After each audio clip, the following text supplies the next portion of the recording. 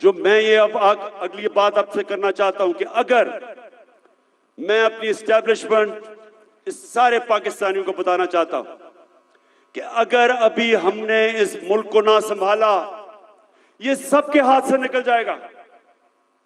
मैं आज अभी आपको अपना प्रोग्राम देने लगा हूं 10 पॉइंट का कि मैं आगे कैसे हमने मुल्क को निकालना है। तो मैं उससे पहले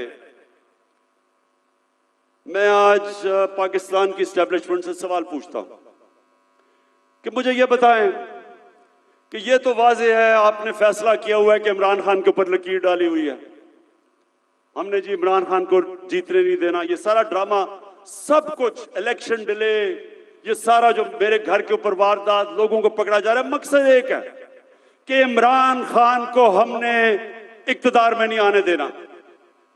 तो मैं आपसे पूछता हूं कि अगर चले ना आने दें, लेकिन अपना बताएं कि आपके पास कोई प्रोग्राम है? क्या आपके पास कोई प्रोग्राम है मुल्क को इस तबाही से निकालने का? क्या कोई रोड मैप है? मैं चैलेंज करता हूं कि ये जो ऊपर लोग बैठे हुए हैं, इनका इनके पास कोई अहलियत है, ना इनके पास नियत है। इन लोगों के तो सारे पैसे बाहर पड़े हैं। ये तो पाकिस्तान से जब मसला आता है ये बाहर भाग जाते हैं। तो इनके पास, अगर आप कोई समझते हैं कि ये मुल्क को संभाल सकेंगे जिस तेजी से हम नीचे जा रहे हैं, तो ये तो नहीं होने लगा। तो क्या आपके पास अगर और कोई प्रोग्राम है तो बताएं। अगर आप मुझे आज ये कह दें कि हमारे पास ये प्रोग्राम है, इससे मुल्क उठ जाएगा और इसलिए इमरान खान आपको नहीं आना चाहिए, मैं कहूंगा ठीक है, मैं अपने मुल्क के लिए पॉलिटिक्स कर रहा हूं, मुझे कोई क्या दे सकता है कोई, तो मैं ठीक है, लेकिन मुझे बताएं कि क्या प्रोग्राम है, क्योंकि मुझे पता है किसी के पास कोई प्रोग्राम नहीं है। प्रोग्राम अब ये मैं आपको बताने लगा हूं क्या है पाकिस्तान को। जिधर आज पाकिस्तान पहुंच गया है, कोई आसान रास्ता नहीं है इसको इस मुश्किल से निकालने का। अब सारे मुश्किल फैसले हैं, लेकिन मुश्किल फैसले वो कर सकता है जिसके पास पब्लिक मैंडेट हो, जो इलेक्शन से पब्लिक की वोट के जरिए आया हो, जिसको पब्लिक जिस पे एतमाद करे, वो बड़े बड़े फैसले करेगा।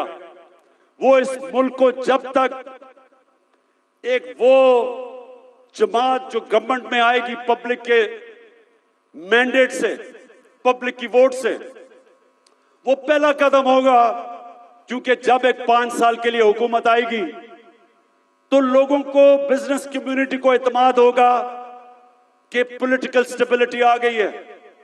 उसके बाद अगला स्टेप होगा। और मैं आज आपको बताऊं कि हमारा मसला क्या है। हमारा 2 मसले हैं।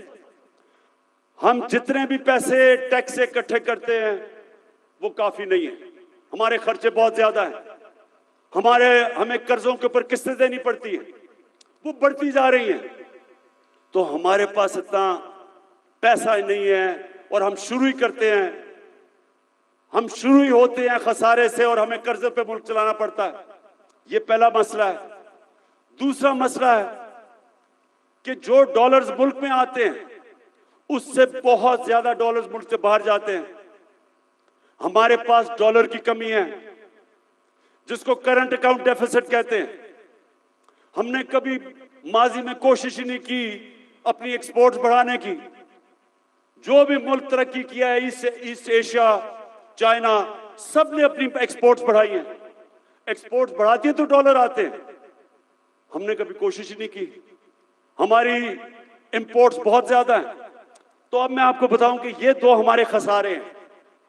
एक की वजह से रुपए पे प्रेशर पड़ता है, रुपया गिर जाता है, रुपया गिरता है, महंगाई होती है, गुर्बत होती है। और दूसरी वजह से कि हम सारा वक्त, क्योंकि हम टैक्स ही कितना नहीं इकट्ठा करते, सारा वक्त हमें मसला पड़ा रहता है।